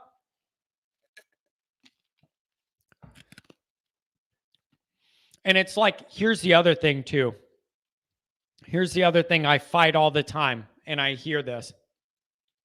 What I hear is, John, a lot of these quarterbacks and wide receivers, who in the hell wants to go into South Bend, Indiana as a passing quarterback, deal with that weather off the lake, all the lake effect garbage, we get. Whatever I get in Illinois, on the lakeside in Illinois, the weather's always worse when it comes off the water on the Indiana side.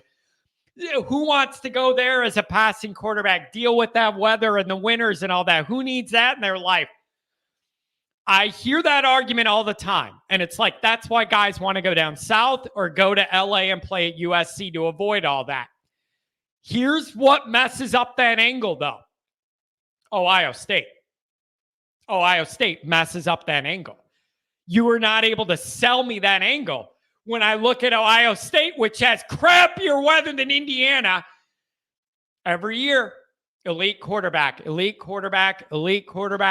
wide receivers that I couldn't even imagine. Having those wide receivers. Not only, here's the other thing with Ohio State that I like. It's never only just like in the moment, we have this really good stuff going on and then it's gone. Like Notre Dame, when they've had flashes of something, it's in that moment and it's gone. What I love most about what Ohio State has going is it's all that elite talent and then there's more coming. It doesn't end. It doesn't end. It doesn't end. Notre Dame maybe has one good year with like Claypool or something, and then it's over, and then you're struggling again. These guys, it's just going to be the next batch. So you get to enjoy it, and then they go to the league, and then you have another batch, and they're good, and you enjoy it, and they go to the league. That's how you win. That's how you win. But when I see elite level quarterbacks and receivers selecting to play in Columbus, that suggests to me it isn't the weather, it's how freaking good you are. All right? It ain't the weather, it's how good you are. Ohio State has no problem attracting guys to that kind of weather. So I'm not letting Notre Dame people tell me, John, you can't look at it that way. No way, man. No way. They go to Columbus, and they have some of the worst weather around in the winter. It's a joke. Ray says, ND had a golden opportunity to get a 5-star for 23, and they put everything into more. Reese miscalculated the situation. Should have gone after somebody back in April. This is something good to bring up. It's something important to bring up, and it's something that I need to know that Reese and Freeman are intimately aware of, and they're adjusting to. I'm not sure exactly what happened. I've heard different things on the Dante Moore. Thought we were going to have him. He was a silent commit for a long time. And then the rogue uncle got involved. And then the Nike money from Oregon got involved. And then it turned into whatever. Fine. Whatever the dynamics were and the circumstances were, it is obvious that it did not work out for Notre Dame. I just need to know Reese and Freeman are adjusting off this. It's a big gamble. When you go all in on a big guy like that, it's a big gamble. And if you don't get him, where does that leave you? It is very, very hard to go all in on a guy and all the other guys know Notre Dame's going after Moore. He's their guy. Then you don't get Moore. It is very, very hard to then go back to your number 2, 3, and 4 guys that you didn't build as much of a relationship with, and everybody knew you weren't head over heels for the way you were with Moore, and then to go back and be like, well, now we love you. Now we're interested in you. That's a tough sell for some kids. Might go, whatever. Like, screw you. I wasn't good enough for you before Moore. Now he picks Oregon. Now you want me? Now I'm not interested. That's just the way life goes. So, I don't know. It's rough. Yes, Ray. Or who was it? Somebody said that. I do believe Dane Christ was the last 5-star rated guy. And again, you guys, the thing is, I feel really bad about, I say this every week on this program. Tyler Buckner's situation is rough, and it's not the guy's fault. I say this every year. It's so damn frustrating, but I say it every year. Buckner lost a year to an ACL, high school. Then transferred to play better competition his last year before going to Notre Dame. COVID year, didn't play that year. Then you come in and then you're sitting, and then you're not the starter, so you're sitting last year. Now you come in this year, blue and gold game, lose a fight against the stairs, walk into practice, you don't play in that. Now you're hurt and you're out. We're going to be pushing Tyler Buckner's development back until he's eligible to get Social Security benefits. It's not his fault, but I hate it, and it's a daily frustration. It is not his fault, But every year, it turns into next year. I don't have that many years left. You see the way I live? So that whole Buckner thing just got off to a bad start, and it's nobody's fault. It's nobody's fault. But this room and position must stabilize for Notre Dame to get anything done, man. Do you realize what the quarterback is? Do you realize it? The quarterback is the single most important individual position in all sports. Not just this one. In all sports, the quarterback has more of an impact on everything than anything else. Maybe you could argue starting pitcher has more of an impact, but they're not there every game because they're all different. You have 5 of them, right? So it's the most important thing. You're Notre Dame. Figure it out. Figure it out. God. Oh, I know what I was going to say about CJ Carr. I got him an NIL deal. I'm going to get Notre Dame going here on the right path. I'm going to get Notre Dame on the right path here. Here's what you do, folks. CJ Carr comes to Notre Dame. I love the NIL stuff that the players are doing now with 480. I see you. You're coming up next. Notre Dame's doing a lot of stuff with charity and educational stuff. I see Blake Fisher at the YMCA playing dodgeball with the kids. I love all that. That is beautiful. That is NIL, a way Notre Dame could tolerate it, and it's palatable for them. Giving back to the community, education, charity. I love it all. That is all great. And now I need more, though. I need more. Keep that going. Here's what you do. Right when CJ Carr comes in and he starts playing good, gets a little heat behind him, here's what I'm doing. You go to Chicago, big money guys own all these car dealerships. Here's what I'm doing. I'm going right in there and I'm making a commercial for CJ Carr. Really, really simple. Here's what you say.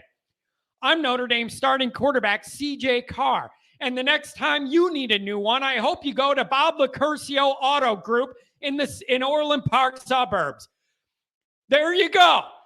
How hard was that? I just made a cute NIL deal that fits our player perfectly. That's all it is. A billboard on the Kennedy Expressway, not named after me, by the way.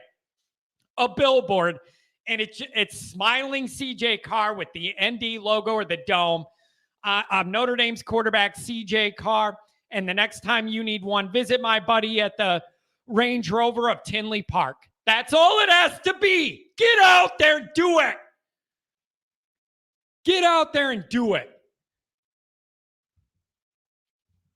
Joe Long, you guys are tough on Buckner. It was his first year to be the guy. Played well with minimum reps, and then he sits the whole bowl game. Look, like, Joe, here's the hard thing, man. I'm so frustrated with the Buckner dynamic overall, but I can't be mad at Buckner or like on this one. I can't. I don't know who to be mad at. I just know I'm mad. Is that fair?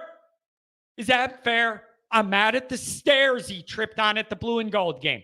I'm mad at the piece of turf that made him shred his ACL in high school. I'm mad that COVID ruined the world and the guy was out. I'm mad at all of it. I'm mad at all of it. I appreciate the better game plan last week from Tommy Rees, but I also need a lot more development shown. It isn't just getting through one game looking like you could play offense. I need linear upward improvement development from the quarterbacks in Notre Dame. And you know what we never get? That. We never get it. We never got it under Swamp Thing. We didn't. It's like, oh, John, are you sure you're just giving Brian Kelly a hard time because he don't like it? Look it up. Look it up. Every starting quarterback Kelly had at Notre Dame got worse not better, the more starts they had. Look it up, folks. You don't believe me? Look it up. Ian Book, worse the second year than the first year as the starter. Deshaun Kaiser, worse the second year than the first as starter. And those are about the two best guys you could have out of the list. Sorry. It's a problem. They don't get better. Where's the development? Where is the development in the quarterback room at Notre Dame? Yeah, recruiting's a big part of it, obviously. The higher the skill level of the guy you recruit, theoretically, the less development you need to get production, right? Yes, I get that. I'm not seeing the development. The quarterbacks at Notre Dame get worse, not better, the longer they play. That is the biggest red flag you could ever have for your offensive quarterback development. It can't be that way. Why do they get worse? 480. I think you're my new hero. You're on the air. Hey, what's going on, John? This is Greg out in Arizona. How you doing this morning? What's up, man? Good morning to you. Where is your mind at here coming off the bye? Do you have a chance to kind of refresh yourself, take a break here, or where are you at? Well, this past weekend, I took some time to watch some other college football games.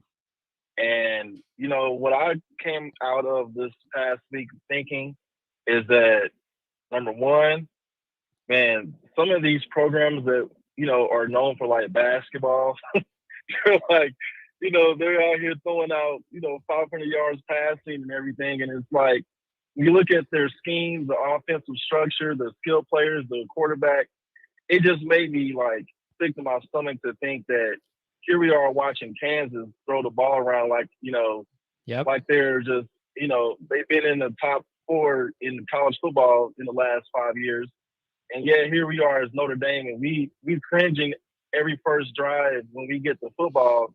Can we have any confidence?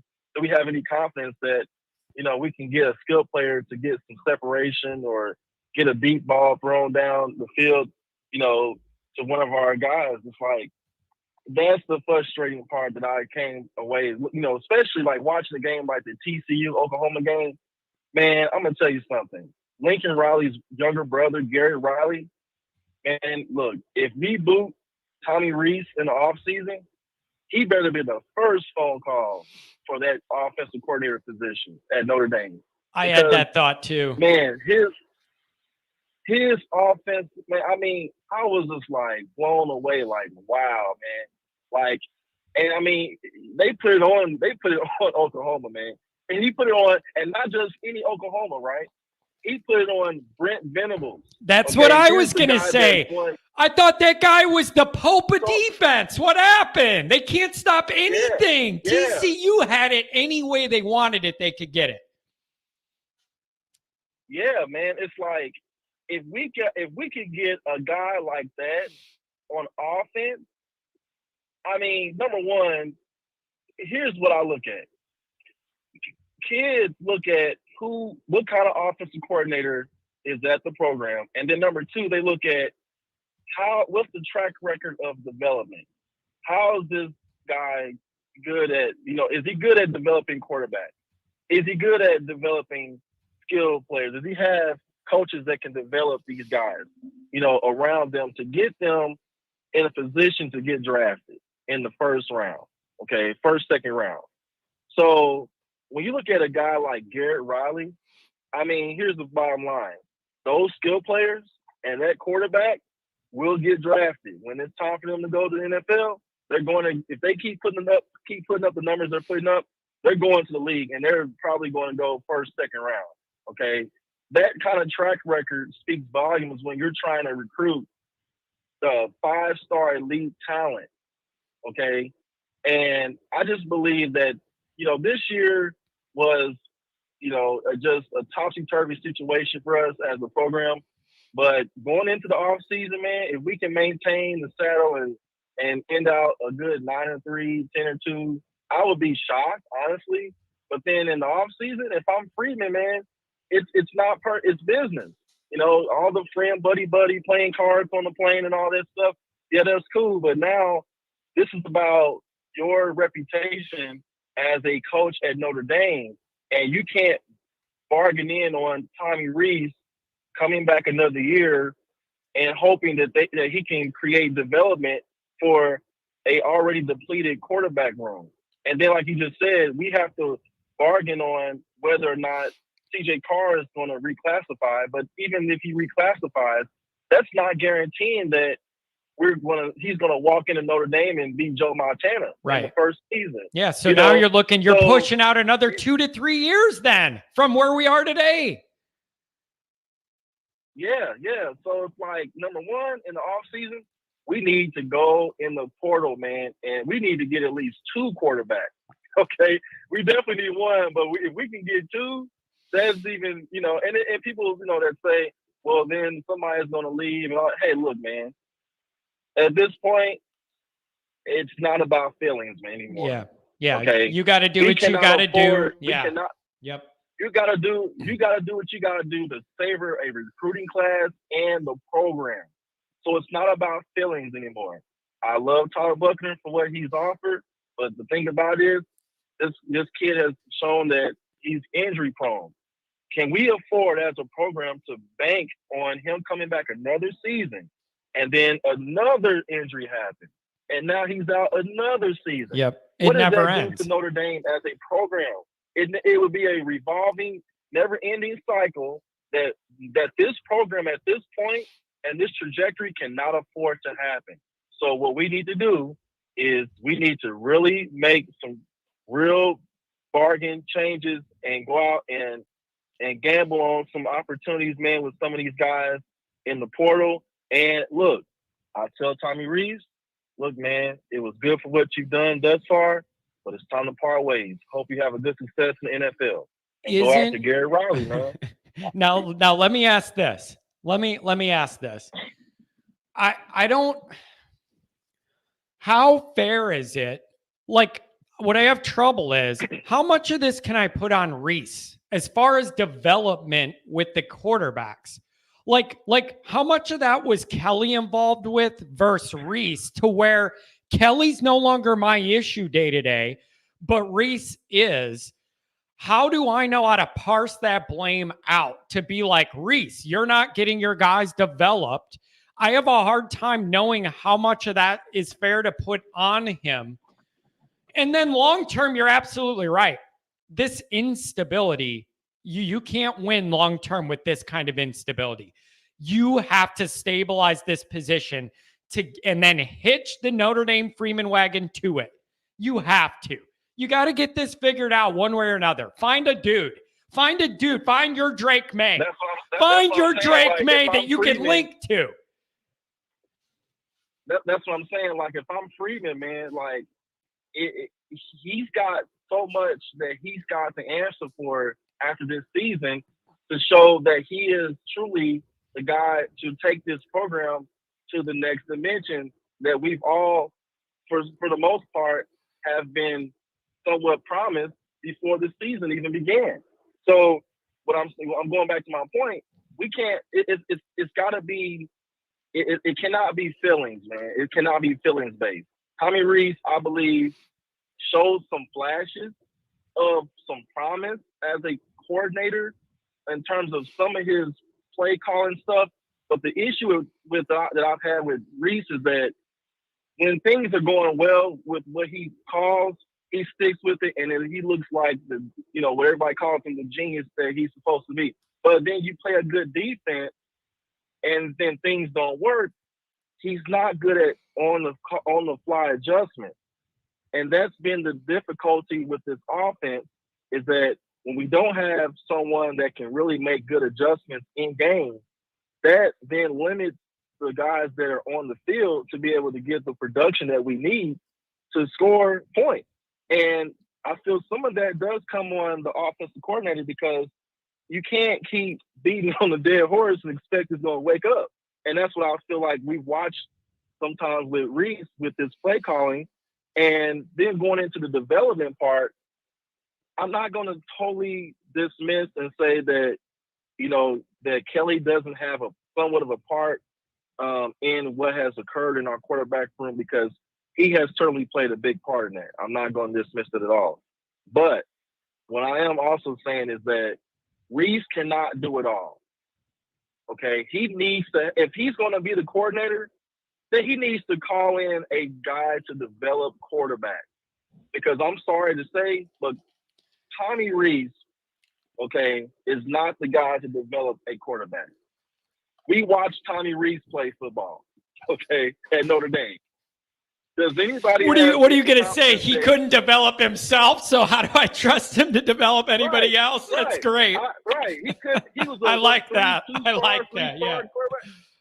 That's good. Why are we putting confidence in a 3-star guy to develop 5-star talent? Oh, that's funny, man. His only development is the ceiling of a 3-star talent in terms of mindset.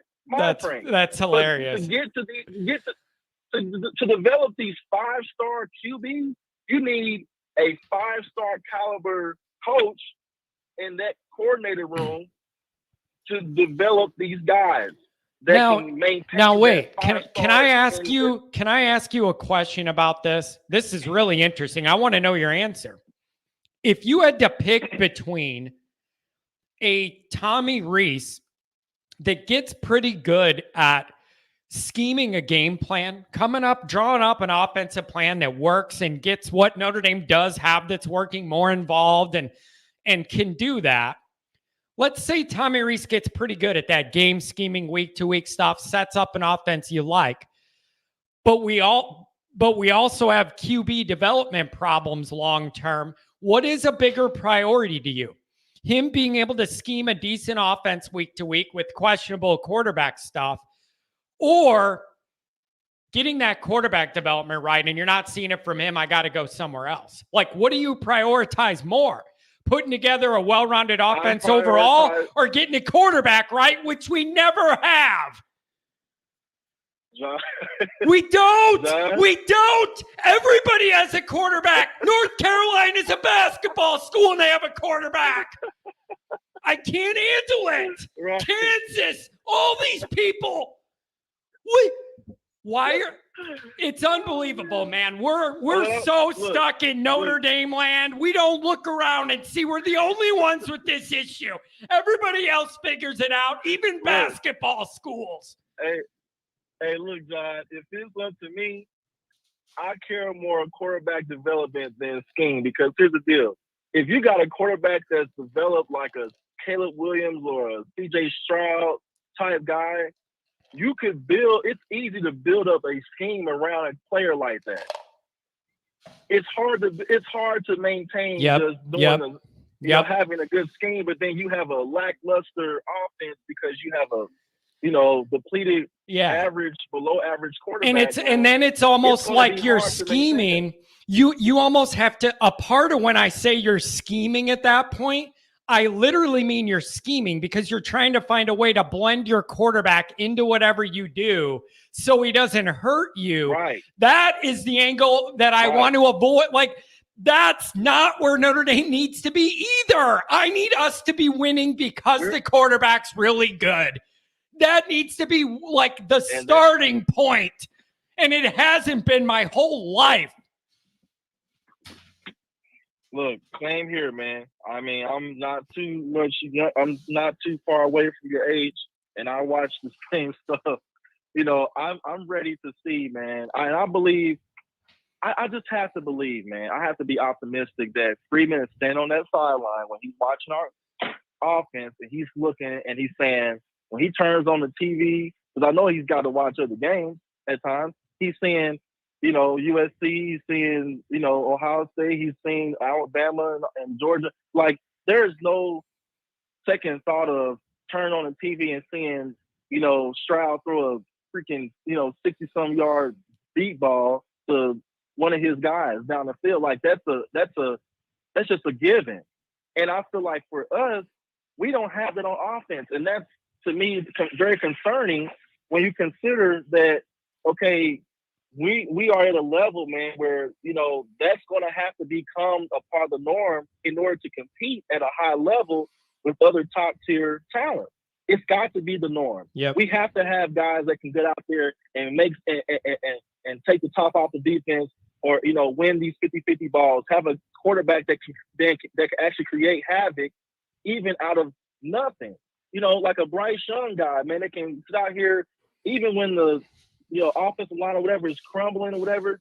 It can still make a play out of something, man. And that's where. But it's like, look at it this way, man. Look at it this way. Here's the easiest way I look at it.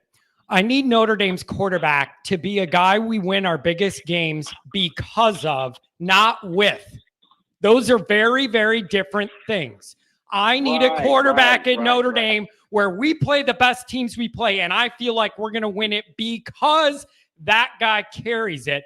Not we're winning it with the quarterback. We hope everything around him is good enough. We carry him along to victory. In modern college football, that ain't going to get you as far as it did 30 years ago. So I needed to get there. Man. And I don't know who to blame. I'm not trying to blame these young players. They're trying the best they can.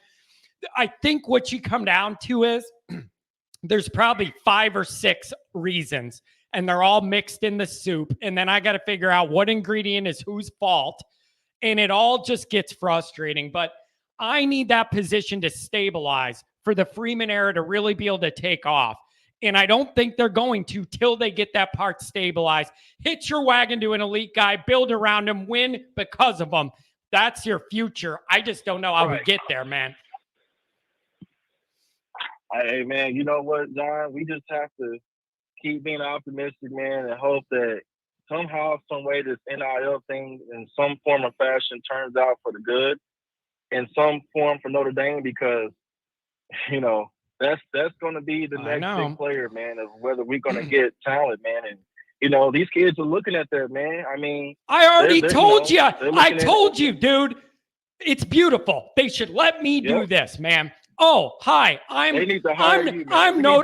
telling you, you have no idea the ideas I have. And I got them. Oh, I'm Notre Dame's starting quarterback, CJ Carr. Next time you need one, go to the Bob Lacurcio Auto Group in the Chicago suburbs. Boom. NIL, man. You give them a good deal with a big company, put it on the billboard in Chicago, have it on the radio. Beautiful. I'm CJ Carr, and the next time you need one, go down to South Bend Mercedes and get you one. Why is this hard? It's easy. It's easy. It's easy. But you know what? When Carr committed to Notre Dame, they asked him. They said, "So what are you going to do next? Now that you settled into what school you want to go to?" And his next word was, "I'm going to go recruit my guys." I love that too. I love that. And I love it, man. I love it because these are the guys he's going to be throwing the ball to.